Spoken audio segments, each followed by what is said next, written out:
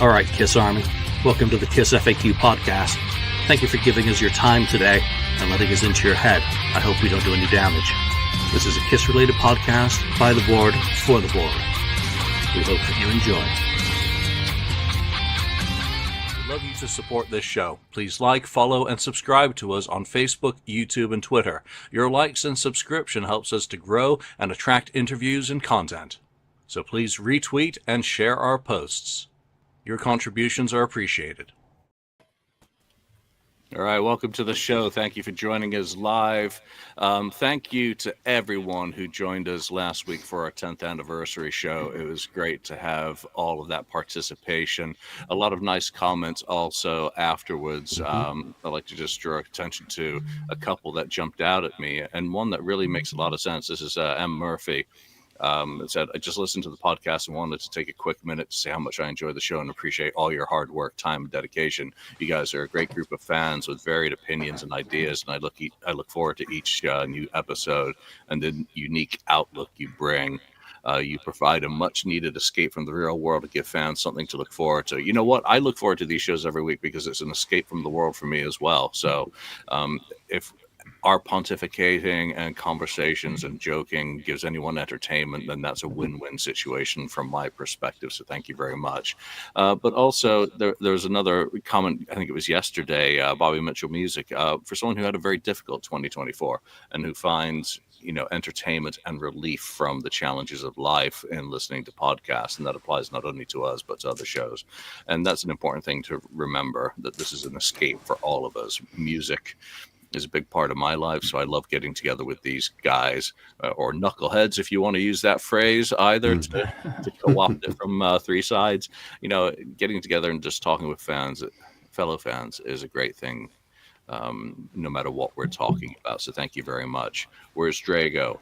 No Villa today, or who was it you were watching? Liverpool's just wrapping up, thrashing Ipswich, so I don't need to follow that score today. CM Mac, thank you for joining us. G Chubb, Super Zapper.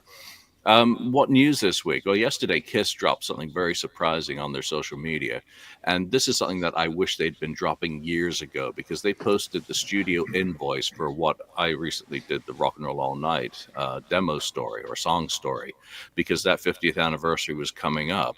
And it was yesterday that they entered the studio 50 years ago to record 4 songs: Rock and Roll All Night, Mistake, which wasn't used, Burning Up with Fever, which wasn't used, and Anything for My Baby. So they had that sitting in their archive, and it was great to, get to hear, to see the full part of the invoice and see them celebrating a 50th anniversary coming up. So very neat. I hope that during the rest of this year and going forward that they start sharing a lot more of the Paul Stanley storage locker finds, or whatever, wherever that came from, because that shit is very cool to see and very exciting. You guys get to check that out, and what's your reaction to that? Yeah, I saw it.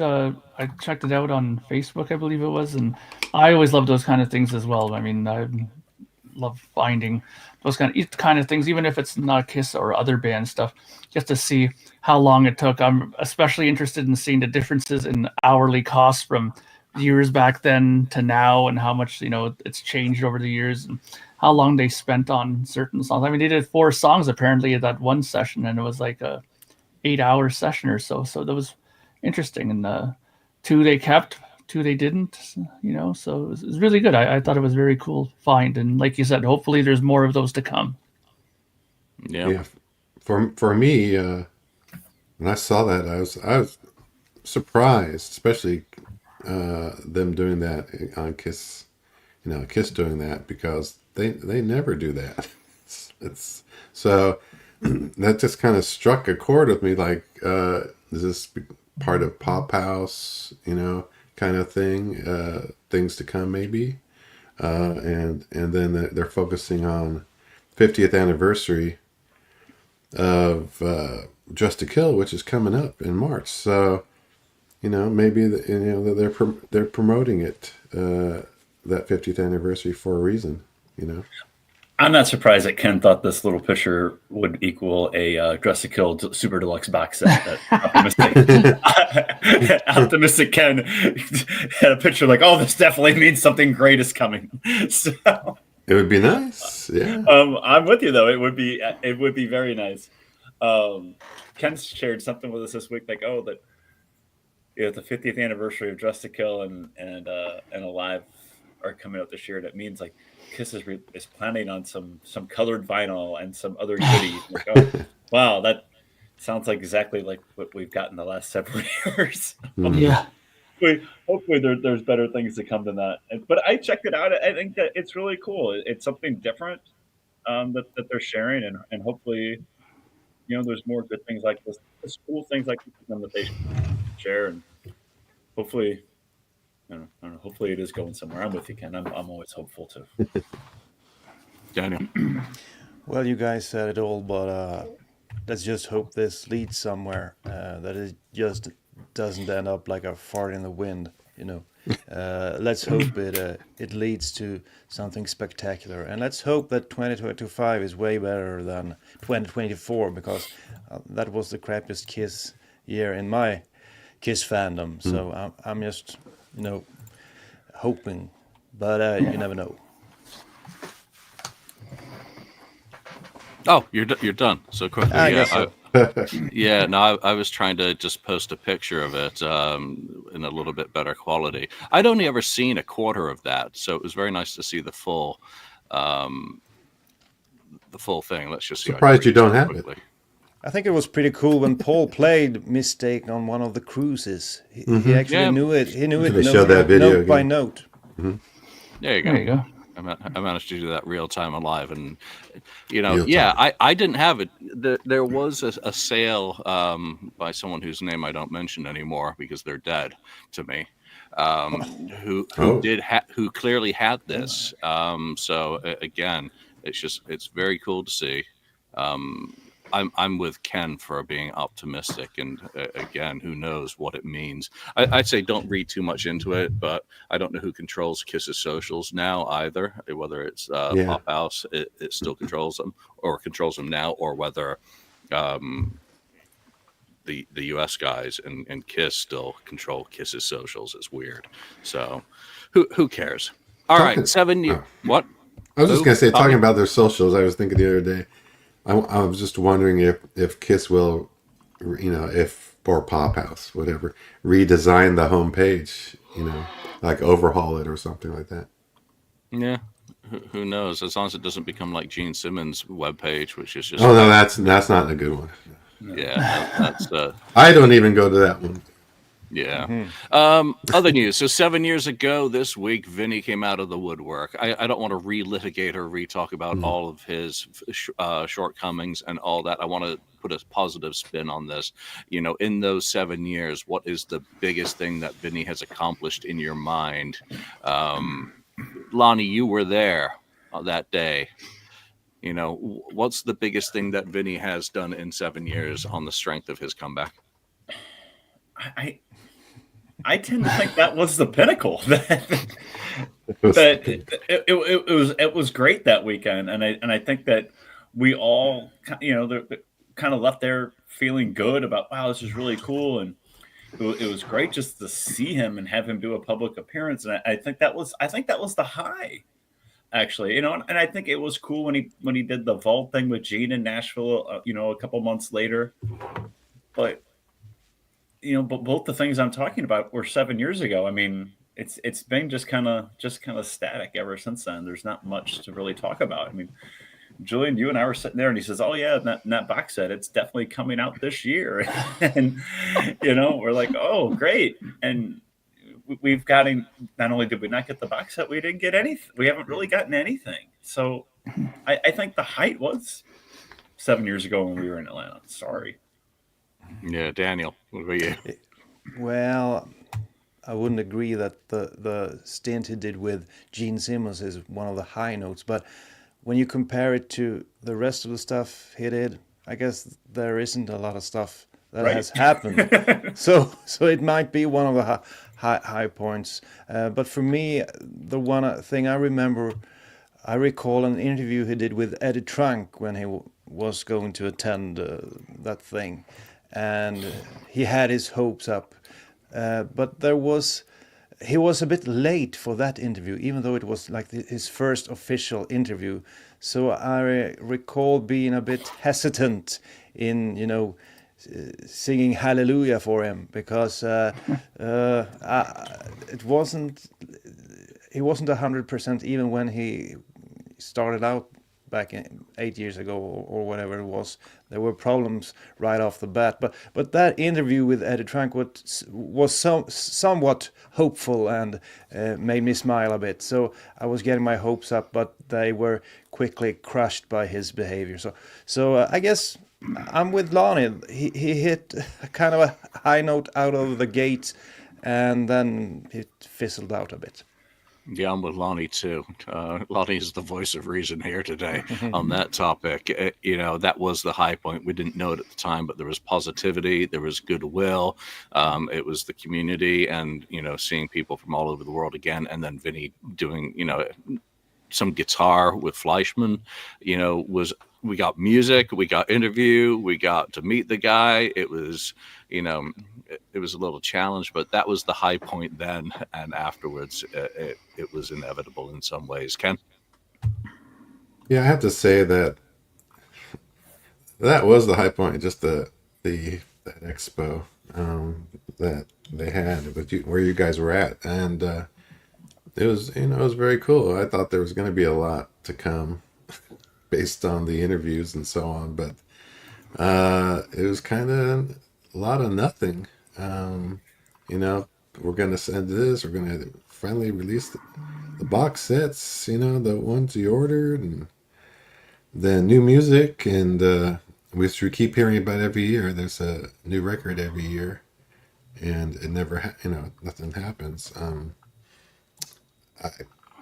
It's just kind of strange. I think the only good thing is some of the fans were able to go to some of his little small events that he had, get togethers. So the ones in lockdown or whatever it All is. 5 of them. Behind, you don't know what's going on. You can't bring your phones and stuff like that. So that's good for the fans, the big fans of him who paid for, to see him for an hour or two or however long those things are. So yeah, that's it. But the original, just the coming back at the beginning, that was it. And then it's, nothing really. Actually, one of our highest ranking episodes on YouTube is an interview that Julian did with one of the guys that attended some Vinny thing. I think it's well over 5,000 views on YouTube, so people are interested. Yeah, well, I mean, Vinny remains an enigma. Yeah. Mark? Yeah, I mean, I think it's unanimous. I think the only thing that came out of that was just that first appearance. And the funny thing is that Eddie Trunk interview, if I'm not mistaken, I mean, there was a huge delay in opening the doors when Vinny was there, and I think it was the Eddie Trunk thing that delayed it. It was he was there doing the interview while everyone's waiting outside to go inside. Like, what a stupid arrangement that was. But but again, typical of something that Vinnie Vincent would be associated with. Something like that. But I mean, it could have been Eddie Trunk's fault too. Why did he have to do it before the whole thing started? I don't understand that either. So, but from there on in, it was a downhill slide. There were things promised and not given, including some of these meetups. Remember how many of them did he promise to do? And only about a handful of them actually happened, and very small numbers and very interesting catered food at these things. So that's about it, I think, for Vinnie Vincent. Don't you disrespect Pinwheels. You talk about the Eddie Trunk interview and him being late for the Eddie Trunk interview. That was done in that room where all the merchandise was, Julian, that weekend. And my wife was sitting in. My wife didn't care to go into the expo itself. She was just sitting in that where Vinny was going to do like that little meet and greet with us that first day, and she's just sitting in that room with your books, and like Vinny's people come in, like, oh, you got to get out of here, Eddie Trunk's coming in here, and she's like, I wouldn't know who Eddie Trunk is if you were Eddie Trunk. Like, no, I don't care, you got to go. So she had to go and wait in the hallway. She was pissed. Well, Don't you disrespect Pinwheels. Pinwheels. Yeah, I mean, I think it's unanimous. I think the only thing that came out of that was just that first appearance. And the funny thing is that Eddie Trunk interview, if I'm not mistaken, I mean, there was a huge delay in opening the doors when Vinny was there, and I think it was the Eddie Trunk thing that delayed it. It was he was there doing the interview while everyone's waiting outside to go inside. Like, what a stupid arrangement that was. But again, typical of something that Vinnie Vincent would be associated with. Something like that. But I mean, it could have been Eddie Trunk's fault too. Why did he have to do it before the whole thing started? I don't understand that either. So, but I'm actually surprised that anyone thought my books were worth guarding. So there you go. She didn't know what to do with herself either. So. No. All right. So this week, some new music did drop. Some new Vinny music, and congratulations to Gel at Kiss Related Recordings, who managed to uncover a new Vinnie Vincent guitar solo from 1982. That was released in Europe on a 12-inch dance single, of all things, by a band called the Third Rail Band. Now, the song was co-written by Richie Friedman, who co-wrote Back on the Streets, and a band that he had together at that time, and Vinny put the solo in it. So again, here we are, all these years on. I didn't know about this. I'm going to assume that most other fans didn't know about it. And, you know, the solo, it's very Vinny-ish from the time. So it's cool to hear new music, even if it's old music, because I think that's all we're going to get at this point is when people, you know, finally uncover a copy of the studio recordings of, what was it, Fred Lispius, the jazz cat from Blood Sweat. Who was it? I can't remember the name of the band he was in. It was a Chicago-like band in the early 70s, but Vinny did work with him at Connecticut Recording Studios. I think that's all we're gonna get, unless Vinny's also selling demos and stuff from his collection to fans, and we can hope that some of that stuff leaks. So, you know, very cool. Did anyone check out that disco funk single? I tried. I started off listening to the track, but I never made it to Vinny's solo, actually. Sorry. No, I didn't check it out either. But it does make me wonder about something you were talking about.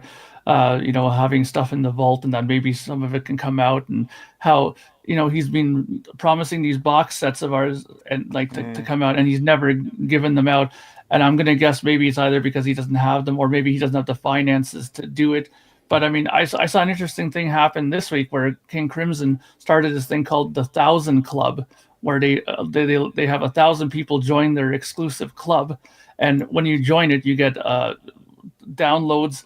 I think they said they had 750 different shows that they had on file, and different things over the years that they have, studio outtakes and all kinds of stuff. And if you join it, then, you know, you can have access to it for free once you're in the club, right?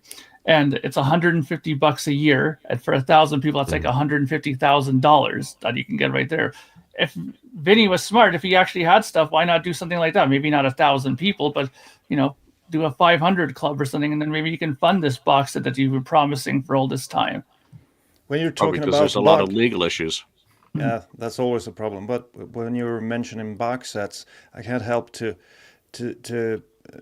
talk about that Creatures box set that Vinny was on, because that new song I hadn't heard, Betrayed, a demo of a song, and I think Vinnie Vincent was a big part of that song. You've seen that title, you know, around in his stuff. So I think that's one of the finest moments we've uncovered since he made his comeback. But Vin actually had nothing to do with that being uncovered. But that was a great find. Yeah, that was a shock that there was a Kiss version of that. It was a Warrior demo, for those who don't know. All right, so let's get into today's main topic, which, you know, this episode is called Quick Quiz. And because I'm doing a lot of shit for the 96-97 tour right now for the Magic Project, I just bought a stack of magazines. And one of them that came, and I'm sure a lot of people will remember this, is this September 96 issue of Faces. And it has the ultimate Kiss quiz. And I thought it'd be fun to go back to 1996 and a mainstream rock press quiz and see how all of you geniuses do, because I'm sure everyone is going to get 100% on this. Oh yeah. And everyone is going to have a buzzer. So let's go around the table and see what everyone's buzzer sound is going to be for this episode. Ken, let's start with you. All right, let's see. The hell was that? I didn't hear that. Didn't hear it? No. I heard it. You heard it? Gotta put it by the microphone, man. Come on. Yeah. What was that? Was it an ack? It's like a boing. It sounds like a mouth jolly. Boing. Yeah. All right, that's really tough to hear. Mark. Okay, Oh, let me well. put mine. Very fitting. Oh, bravo. Perfect. Well played, sir. All right. Daniel.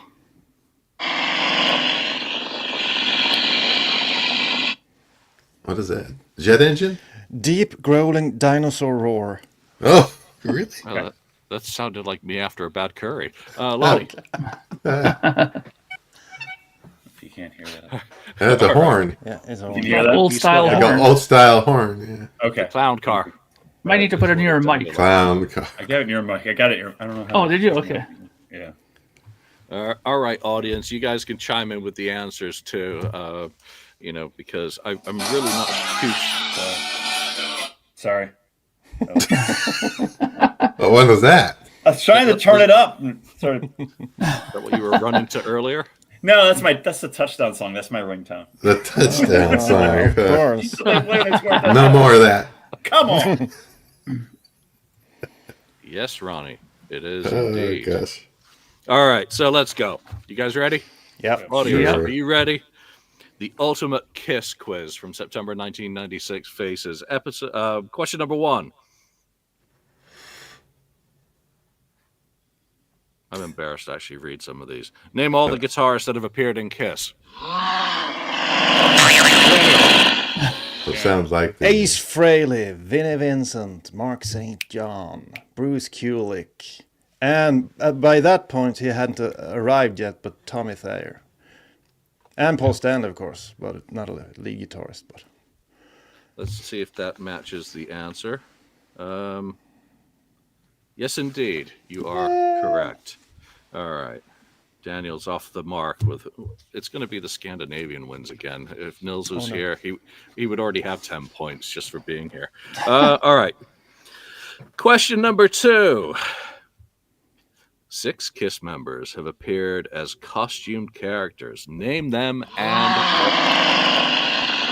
You guys should just be pressing your I'm button. slow on the Daniel's buttons. quick. Daniel's quick. Name- It's like Jeopardy. You see the person keep. He's like, they're like, so what was the end Like, of why the is it not question? working? All the members that had characters or what?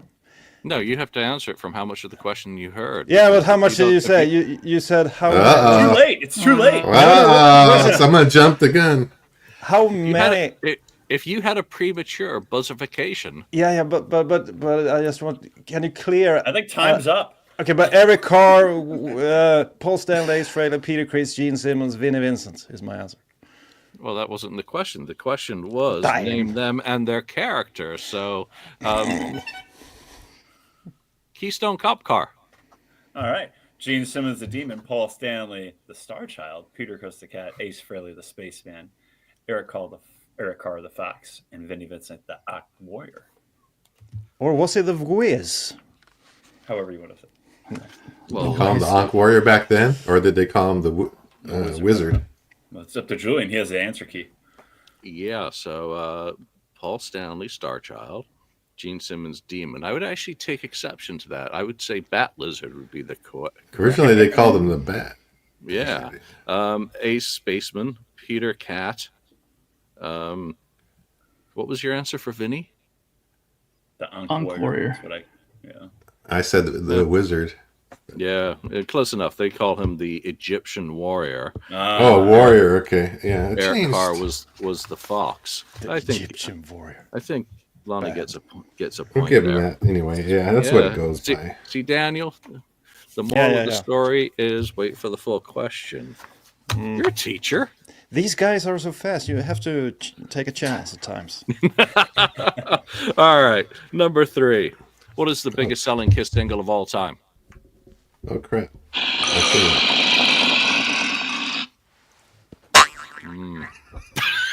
I heard that monster. The late one. I had to wake my which one? phone. Yeah, you know what? I think. Give it to Mark. I don't man. know. All I right, think Mark. we were almost at the same time. I'm gonna go with "I Was Made for Loving You." You just can't say the right answer, can you, when it comes to that album? Daniel. I'd say that they have picked Beth as the biggest. Well, both that magazine. Beth and I Was Made for Loving You are gold certified singles. However, the correct answer, according to this quiz, is Forever, the Paperhead. No, actually, it's Beth. No, it's Beth. Oh, okay. Beth. So- Okay. Thank you. Yeah, No I Paperheads just here. couldn't say it. You know, Yeah. Couldn't All bring right, so himself to do it. Daniel's on 2. really, I find that Come on, unbelievable that that's the case. But maybe in '96, yeah. Yeah, no, it's Beth. Beth is obviously dead. All right, so question number 4. On what album cover did Kiss first appear without makeup?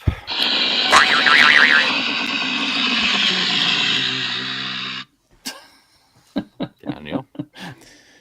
Lick it up.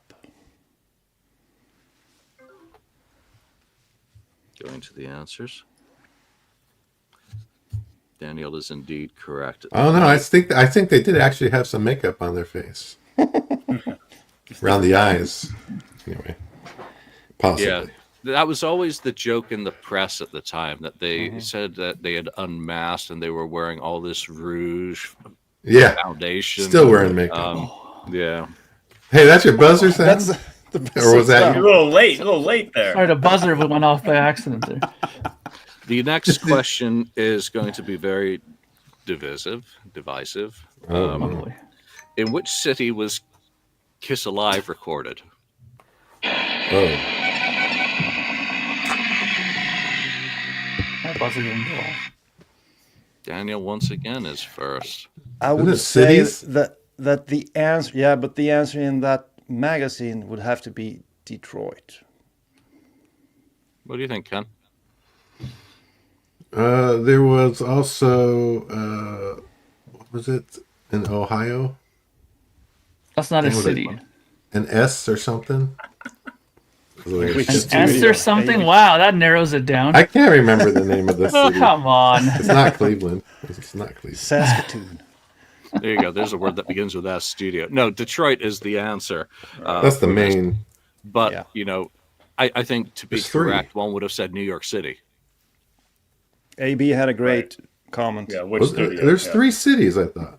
New York No, City. Shows were recorded in Detroit, in Davenport, Yeah, Iowa, That's yeah. Wildwood, And New Jersey. Cleveland, and I thought The other one begins with the S, like I said. I think in Ohio. Ohio. No, there's no. Sorry. I Yeah. don't know. I thought. Oh well.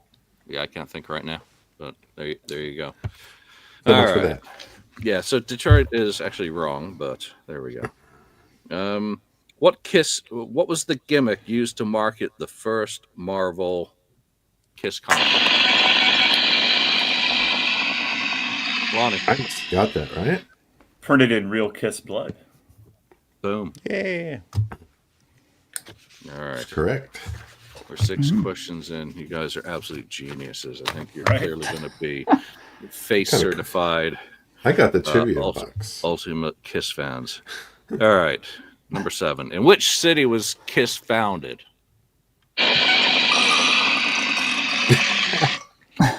See, I get to lay on here, so I pretty much get to pick who goes. Mark, New York City. let me hear you, people. All right, Mark's on the board with a point. Yay, Ken, you don't have any points finally. yet. I can't get the buzzer working good. Fast enough. All right, I'll give you participation. That's okay. All right, Half a number point. 8.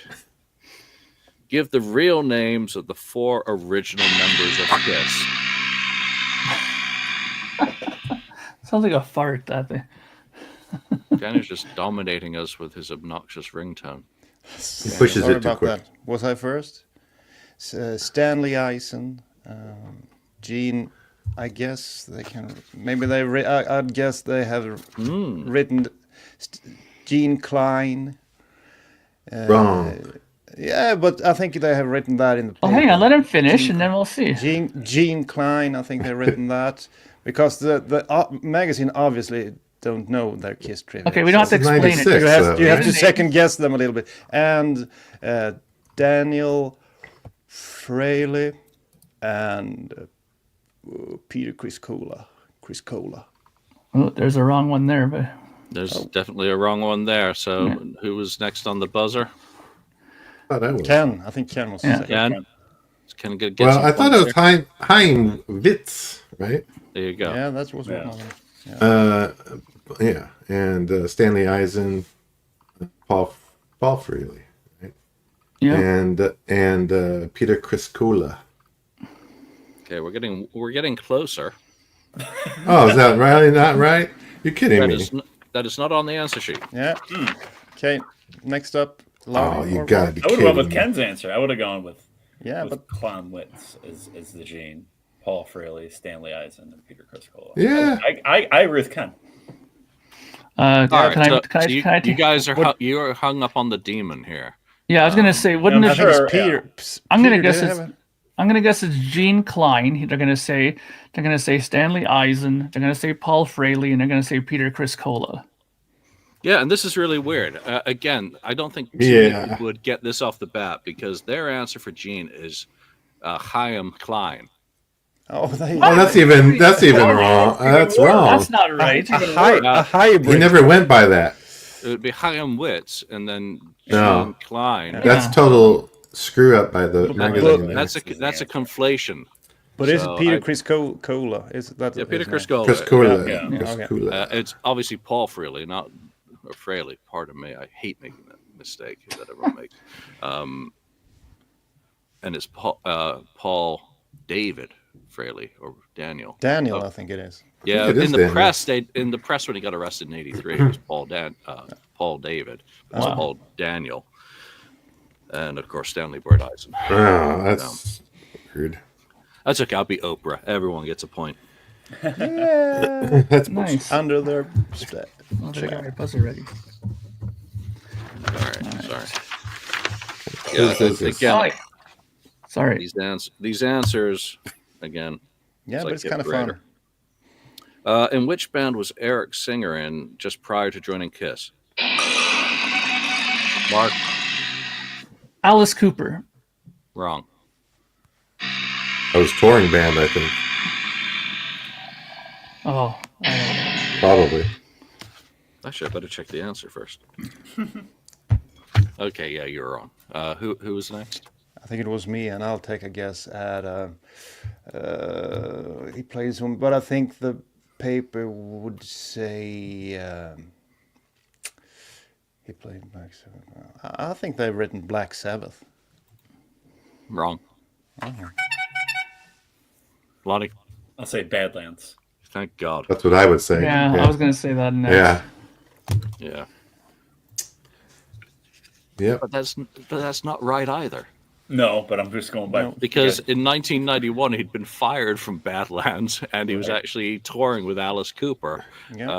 Mark's before. actually right. He wasn't a then I- full-time I was member right in then. any of those other bands. He was all He was just in hired. Badlands he was. I guess you've seen Seinfeld, some of you, the Moops, if you get that reference.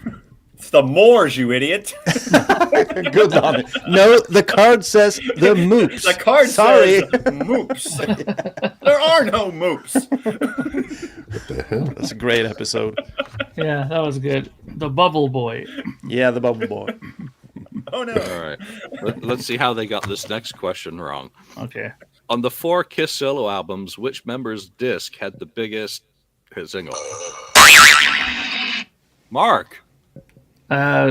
Jesus, I made a mistake there, but I'm gonna guess because I didn't hear the question properly. I'm gonna guess and say that it was Gene Simmons.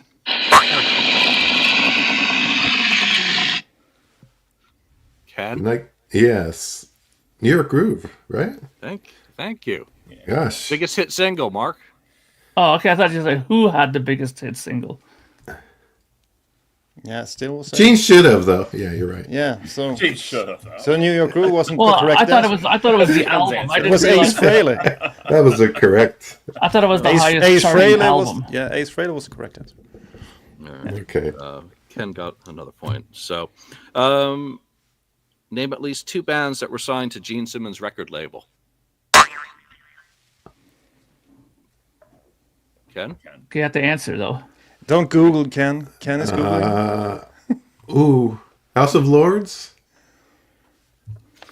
Jafria? Oh, no.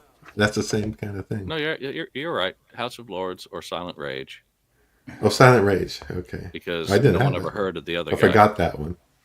Yeah. All right, Ken. Good. All right.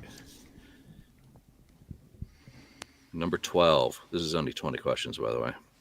What was the name of the band that once featured Bruce Kulick and future pop superstar Michael Bolton? Let's see that one. Daniel. Oh Lord, He pushes the buzzer, doesn't know. No, I know the answer. I know that I know, Yes. but you know, somehow you can't. Out of time. What the hell? Out of time. Yes, Cat. Yes, Black. Cat. Oh, the blackjack. Yes. Yeah, but I needed 5 seconds. God damn it! You had 5 seconds while you No, were I didn't You get have to know the answer Yeah, when you were you push the button. pontificating. I know what it is. Yeah, I supposed know to what know it the is. answer But when Yeah, you but I'm, that's 5 seconds right there. I'm a bit slow, you know. You have to give me a few seconds. All right. Let's go. This is ambiguous and not absolutely clear. Where did Eric Carr's first show with Kiss take place? Daniel? The Palladium. 5, 4, 3, 2, 1. Yeah. I'm sorry to start counting you down. You're gonna have the countdown clock. We will accept that answer. The Thank Palladium, you. New York City. All right. Oh, this is another ambiguous one. Oh no. I'm sorry. This requires fucking Snopes and fact checking this quiz. In which city was Kiss Alive 2 recorded? Darn it. Gee, I love when all these buzzers go off at the same time. Audience, All right, Daniel. I think it's Daniel. who was Okay. first on that? Was it Daniel? Yeah. Well, I'd say Los Angeles. I would say bullshit to that, but Yeah, we Well, that's all what's would, credited. But I think the paper would say the paper says Los Angeles. What days? What days, Daniel? What days? doesn't really matter. It What doesn't year? ask that. It just says where. Got the point. You It's can like show off wasn't it like if you know. 26th, 27th, 28th, something like that, 26, 27, 28. of August. And 25th. Oh, and the 25th Or on Gene's birthday. Yeah. But actually, it was all. Another. I believe it was all tribute. recorded in a fucking airplane hangar. The only thing deemed usable from the recordings was the audience. Name the only Rolling Stone song ever recorded by. Daniel. 2,000 man. Guys, you got to be faster on the buzzer because 200,000 man. you're getting beaten by a dinosaur. Dinosaur is quick on the buzzer. Actually, I think he's just got less latency when he presses. No. I think so. Oh, don't- Give me some credit. Daniel's on that. actually next door. Lives next door to Johnny. Actually, Oh, big San Francisco guy over here. All right. So, which former Playboy Playmate of the Year is the mother of it's got to Shannon be. Tweed. Yeah. Let's see. Indeed, Lonnie. Lonnie was reading that last night. Fastball. I was at this guy's house, and we were putting in a system. I'm not going to say his name, obviously, but I was at this guy's house, and he had stacks and stacks and Of all the stacks of old magazines. Playboys.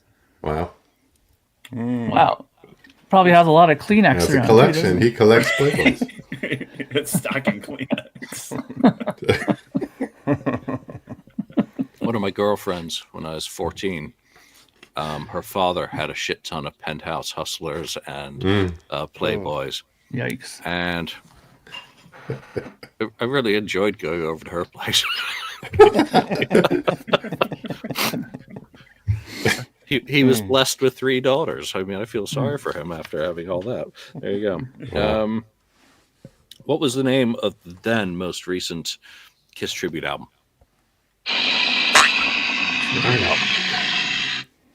Daniel? Kiss My Ass. And the subtitle was like Classic Kiss Regrooved. Wow, that's Oh, you're sitting back there all. You got your hands. Well proud of yourself. Kind of peacocking around over there. it's like Do you know how? subtitle of it? But do you know I actually have to explain that because actually yesterday I was part of another quiz and that exact same question was there. So that's why I Wait knew a the subtitle. minute. Yeah. So I learned something. Yep. When is the last time you listened to a song or that album? I actually that's a good listened to Anthrax version of She because I think that was pretty cool. But that other than that, I haven't listened to any of that I album. haven't listened in like 10, 15 years probably. Yeah, probably about 10 years for me. Yeah, I don't think we've ever done a show about that on that album. Actually, We've we done a lot of have. shows. We have Yeah. one I think show, we did and do one. Yeah. we thrashed the album big time. Oh, excuse me. Oh, stay away Quit from hitting the crossword. buzzer, Mark. Hold your buzzer. I haven't asked the question yet. All right, only got a couple more here. And in 1996, what brand of guitar did Paul Stanley endorse? It's got to be, I think Mark would be on that. Yeah, Mark got there. Ibanez. Mark was wrong. What are you talking about? They clearly played it on there. I'm going to say it's Washburn in 96. That was for Psycho Oh. Circus. Okay, Daniel. Was Then I have Lonnie to. wrong? I have to take a guess. Gibson. He did not play a fucking I think Gibson you're right. guitar. According to during the that tour. paper- No, you're right, because I remember those ads with him and Oh Ace. god, that was such He's right. horseshit. Okay, You're right. whatever.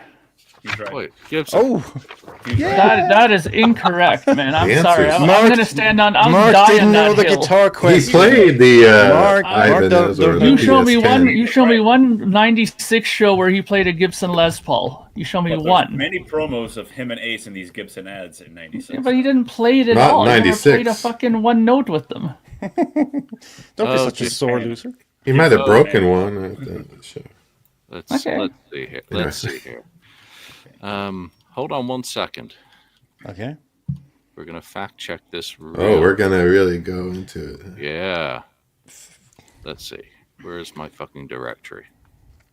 Yeah, you would think Ibanez, of course. But Yeah, I would have guessed that as well. Well, I mean, first guess. just look at the shows. Do you remember ever seeing him play one during that? I don't think I've ever seen. him the play. He real played answer the is, tour- is the guitar company who paid him the most is the Yeah, one he that's correct. Yeah, and that was Ibanez then. advertised.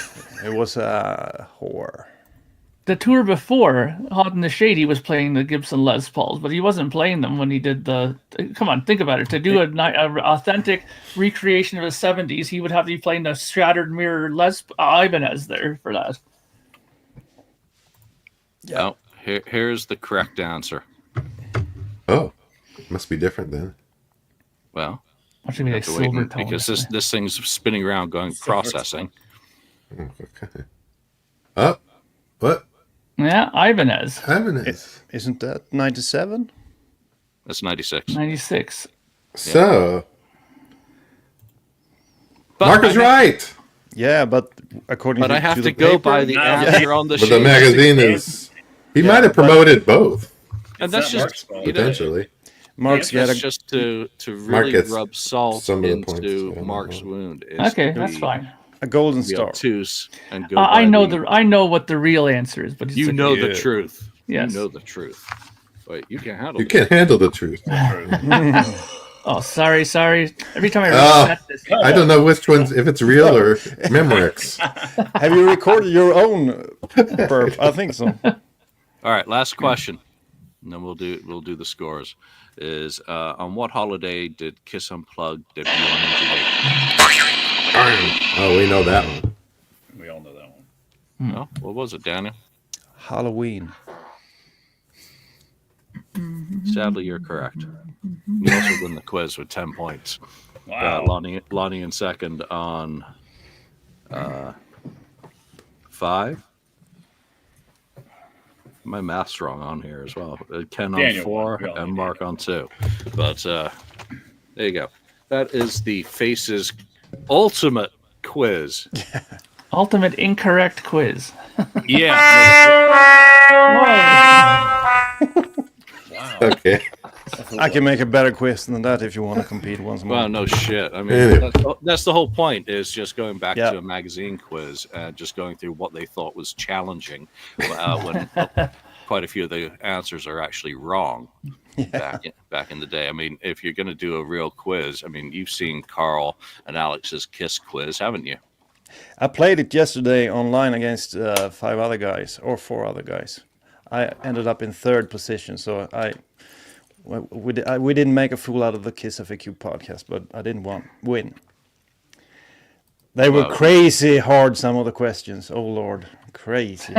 What was one of the toughest questions? I'm curious. Well, from the top of my head, I remember them. It was a lot of questions about Peter Criss's early career, like pre-Kiss, and I didn't know squat about that. I guess What you was would the address of Peter Criss's parents? almost like that. So I thought those questions were the hardest. I have What was the name of the girl that ran the wardrobe for Kiss in 1975? Stuff like that. Yeah. Insane. Contessa. Very good. I have a bunch of that trivia box set. Has a million questions. It's a lot of hard ones too in there. Yeah. Mixed in. So Yeah, I think one of the difficulties in doing a quiz and coming up with one is one that can be engaging and entertaining without being too anal. You know, when you're asking Ace Frehley growing up lived in an apartment in the Bronx, what floor did he live on? You know, I may know the answer to that, but it's going to be very boring to someone participating in when every question's like that going by. Or what band was Peter Criss in when he recorded the single "What Is a Man"? I think the funniest I did was one I did for a Swedish podcast where I had like pictures, and they would have to guess what era it was or who is it. And you know, there's a lot of crazy costumes going around in Kiss's career. And also song lyrics. I think we did a few song lyrics. We did that too. And it's pretty hard to come up with the correct song, even though you've heard it a million times. Yeah. So there are ways to do it. Yeah, no, the quizzes you've come up with that we've done in the past have been super fun. I mean, they've been challenging. It's been great to have guys come in from different shows as well to participate, have a little bit of rivalry between podcasts in a Kiss quiz. That's super fun, you know, and that's something I'd like to do again. But again, that just caught my attention as something to do for sillies. You know, we got a couple more topics here to talk about, and one that was posted, you know, it's actually a couple of weeks ago, is Destroyer compared to Rock and Roll Over. And let me just throw this out there. I received Destroyer LP for Christmas. I decided to spin it on my Magnavox. This was banned at 1974 on the FAQ, by the way. I have heard it before, but I was shocked by how much different it sounds compared with Dress to Kill and Rock and Roll Over. In my opinion, both of those albums are much better than Destroyer. I'm sure this isn't Mark in disguise. In fact, Destroyer might be my one of my least favorite albums of the 1970s. If you play Destroyer and then immediately follow it up with Rock and Roll Over, the difference is incredible.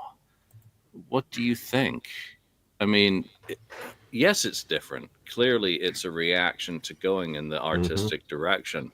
But what is the one element, I guess, that really jumps out at you when you listen to both of those albums in sequence? And, you know, what are your thoughts on that, Ken? Well, the main thing for me is the production, you know, the guitars. I mean, it's just the guitars are so, you know, raw versus, you know, produced and neutered kind of on Destroyer. So yeah, it's a big thing. I mean, like I said, way back, I said something about when I finally listened to Destroyer, got that album. This is after getting, you know, after having Rock and Roll Over and Alive 2, and then hearing Destroyer and like Detroit Rock City for the first time, was like, whoa, what? That is so like just smooth, you know. It's very produced, and the raunchiness of the guitar is just not there like in Rock and Roll Over. So yeah, it's really just the production and the guitar the heaviness, I guess you could say, of Rock and Roll Over versus Destroyer. Lonnie. It's quite different. Obviously, and just Rock and Roll Over just sounds so much more raw, while Destroyer is very polished, and almost sounds like an Alice Cooper type of record, because and obviously as a producer, and that's what he knew and what he was comfortable with and what he thought Kiss should sound like on a studio album. Would be, it's very over the top production, like $1 Billion Babies or something like that, with a lot of keyboards and just like everything thrown in you could possibly throw into it. Kitchen sink. But at the same time, Yeah. I love both albums, and I say it all the time on here. That's the great thing about being a Kiss fan, is that you can love all of it as different as they sound. I mean, you can love Rock and Roll Over, and you can love Crazy Nights, for that matter. I mean, I love them. I love them both, and it's just that they came out 6 months apart from one another is the most unusual thing. But I like them both. But yeah, the production is just, there's so much just jammed into Destroyer, and Rock and Roll Over just seems so much more stripped down and actually sounds more like Kiss should sound on a studio album. I guess a lot of Kiss fans would say, but but the cool thing is, again, you can love them both. Yeah, it's a hell of a sequence. Mark. Well, I think the main difference is down to the two producers. I mean, let's put it this way, and I think Lonnie kind of hit on it a bit with how, he said it sounds a bit like an Alice Cooper record, because the fact is, and whether we like it or not, when you work with Bob Ezrin, the records sound like a Bob Ezrin record more than it sounds like the artist's record. Whereas when Eddie Kramer does a record, it sounds more like the band. You never hear somebody saying, whenever Eddie Kramer works on a record and gets a production credit, nobody ever says it sounds like an Eddie Kramer record, because he doesn't have a distinctive sound, whereas Bob Ezrin does. Whenever he worked with Floyd, whenever he worked with Alice Cooper, whenever they always attach to it, oh, it sounds very Bob Ezrin-ish, because he very much attached himself to the whole production of the album. And Bob Ezrin does a lot of stuff that Eddie Kramer doesn't do. Bob Ezrin does stuff like he adds the effects straight onto the tape, where you can't get it off once it's on tape. You can't remake his sounds. He likes what's called baking everything in there. He adds the compression to the drums, so you can't take that off later. He adds the reverb or a delay on something. You can't take that off later. He'll put the guitars on his he'll put the guitars like in a stereo pair. You can't separate them. Yeah, he likes doing that. Where and a great example of that is Double Platinum. They couldn't change anything with that, really, because everything was in on the multi-track. It is as it is, and that's that. Whereas Eddie Kramer comes in, says, let's work on some things here. Let's put some amps up here. Let's try this and that. He's more an engineer than a producer. I'll always say that. That's not a knock to Eddie Kramer. People like Martin Birch is the same way. He's not so much a producer as much as he is an engineer that people just trust, right? Because why do they like him? Because he lets them do what they want to do. He doesn't step in and say, no, we got to go back and change this part and do that. That's more what Ezrin does, right? So that's why those albums to me are so distinctly different. I mean, the sonically they're much different because of that. Ace could have said, "Hey, Curly, can we use this Fender amp?" And he'll go, "Sure, put it up. Let's put some mics in front of it and do it." Whereas Ezrin would probably say, "No, we're using this." And that's it. I mean, there was a great story with Ezrin just the other day where Tony Levin was working with them doing the first Peter Gabriel record. He pulled out his Chapman stick. Ezrin looked at him and said, "I don't even want to see that. Put that away." So they never even used it because he wouldn't even allow him to use it. That's Bob Ezrin for you right there. Who did I miss? Daniel? Yeah. I think the main thing is that these are two great albums, not only by Kiss standards, but against every other artist that are around. So it's mind-boggling that they were able to release two great records in such a short amount of time. And you have to keep in mind also they released 3 albums prior to this in 74 and 75. So what a roll they were on. It was totally awesome. No wonder they kind of imploded a few years later on. So, but the difference is, you've said much of it. I think when I listen to Rock and Roll Over, the thing that I'm missing on Destroyer, even though it's a great album, is a feeling that is very vivid on Rock and Roll Over, and that is it's fun. It's very fun. It's a fun record. You get all jolly and happy when you listen to it. They have somehow lost that on Destroyer, even though it sounds to my ears very good, and some of the songs are all-time classics. But I think they lost something when they did Destroyer. And the one thing that stands out for me is it's not as fun as the first one. You want to pick up the guitar when you hear every song on Rock and Roll Over. It's not necessarily the case when you listen to Destroyer. So I think that's the biggest difference. No, you don't reach for a guitar with Destroyer. You reach for the sheet music, and they basically had they started working on that in June, July 1975. So they had 6 months to create Destroyer, and I think 6 weeks to do Rock and Roll Over. And that's the difference between the two. AB nails it, in my opinion. That one's like a movie soundtrack. I think you guys already mentioned that. And the other's a rock album. And that's the time and attention to detail, as well as the guy at the helm being two completely different. You have a producer versus an engineer. So there's no wrong answer when it comes to them, because I think you listen to all the Kiss albums, they tell a story sequentially, and Daniel nails it. Think of the amount of pressure they were under every 6 months or so to have a new album out. We're celebrating the 50th anniversary of the Larrabee Sessions. That's Neil Bogart pulling them off the road, throwing them they did 2 days at SIR and rehearsal studios. That's right around the time that they write Rock and Roll All Night. Again, why I did the song story for it. And then 2 days in the studio recording 4 songs, 2 of which aren't used.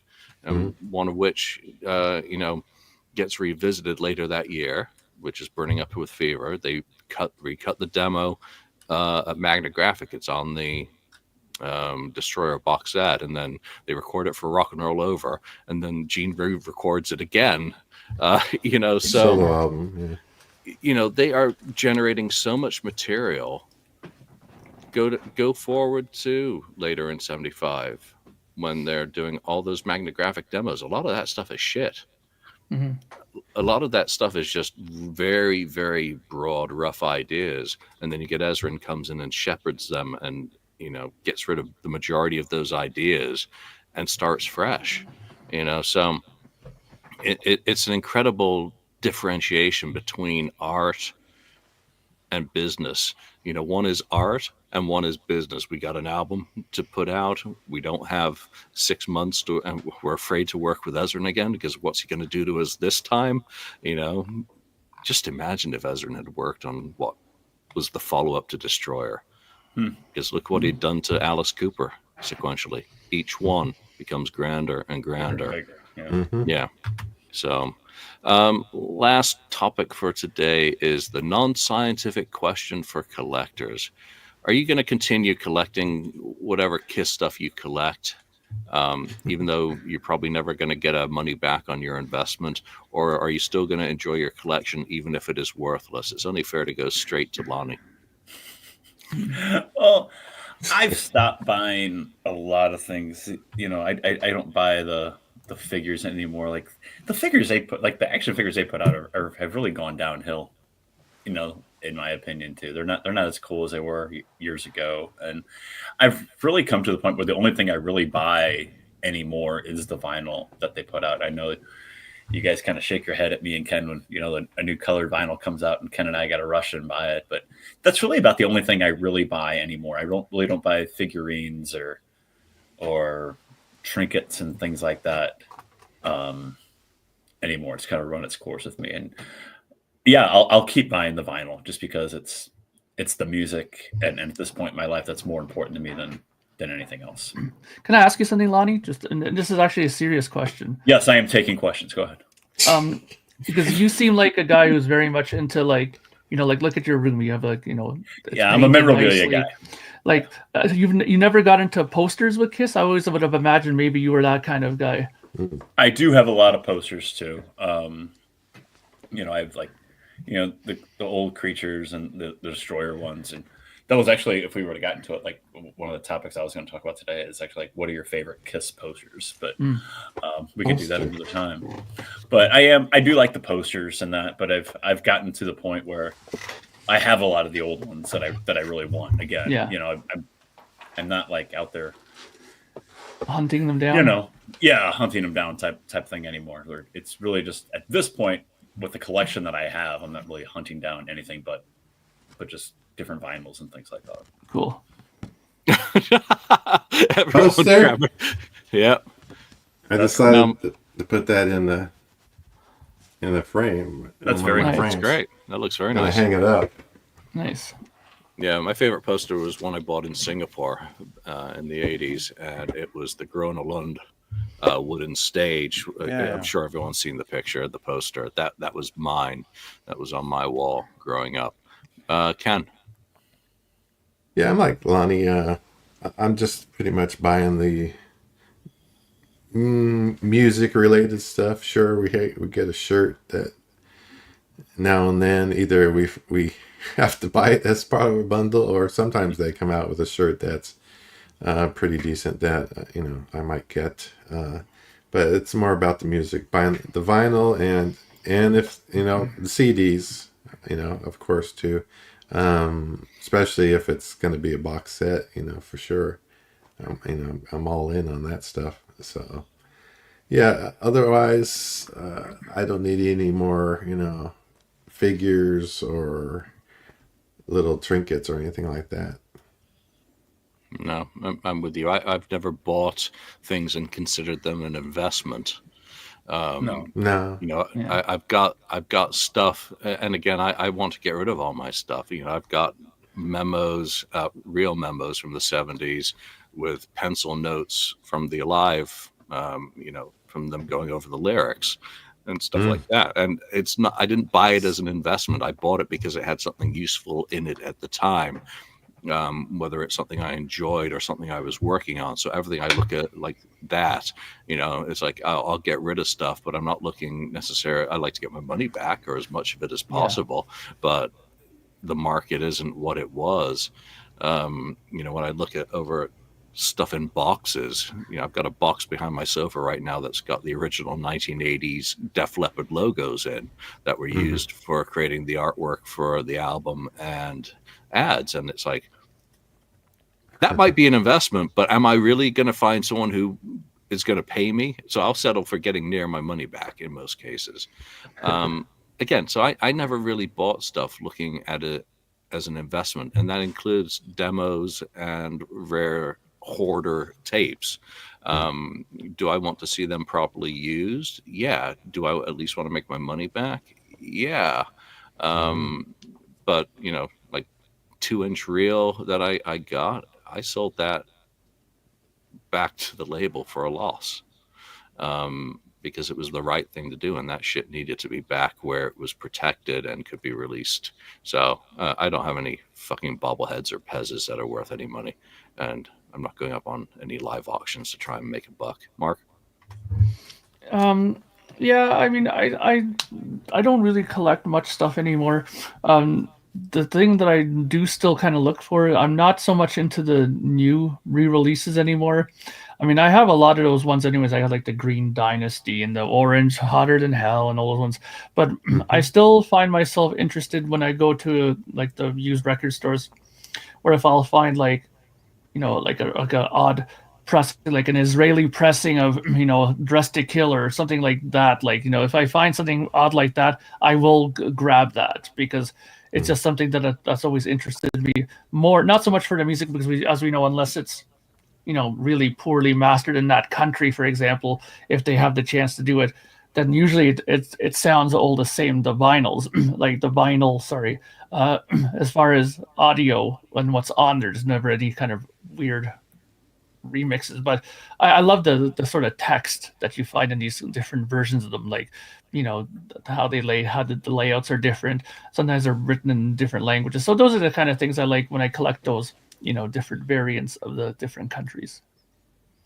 Yeah, and Kiss Rocks, I like your suggestion for a topic for next time. If you could get rid of the studio tracks on side 4 of Live 2 and put 5 additional live songs on that side, what would you choose? I can't remember if we've ever done that before or not, but we'll look back. I don't think so.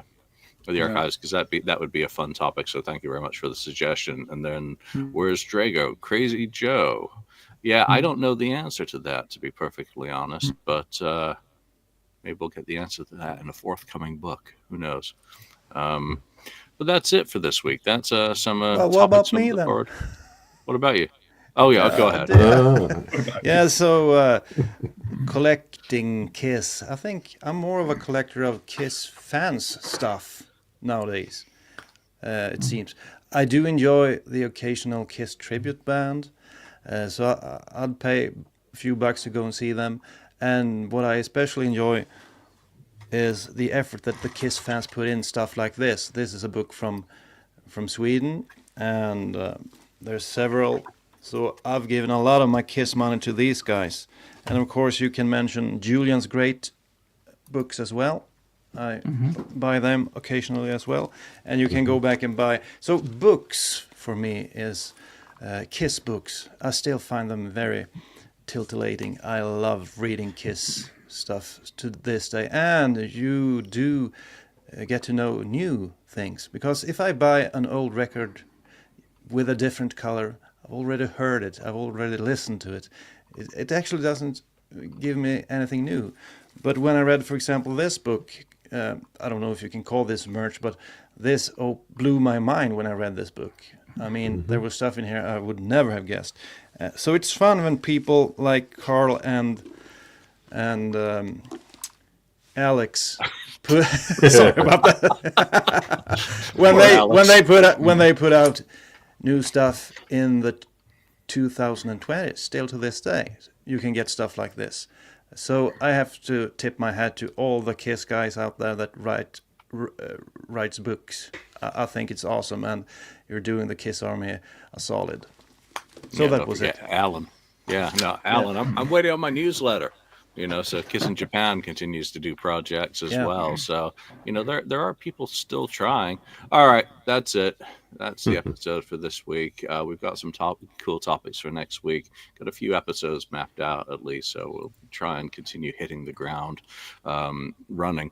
But for now, I want to thank everyone for chiming in with your thoughts and your suggestions, your answers on the quiz. Just a little bit of silly time after the uber deep seriousness of the 10th anniversary. But for now, from Daniel, I'll go with you first so I don't forget you. Thank you. Ken, Mark, Lonnie, and myself, thanks for joining us, and we'll see you next time. Thank you for spending time listening to the KissFAQ podcast today. All sales are final. There are no refunds. If you'd like, look us up on Facebook or come over to the KissFAQ message board and discuss the topic we've broadcast today. Don't forget to rate us on iTunes, Spreaker, or wherever you've listened to the show. We hope you'll join us again.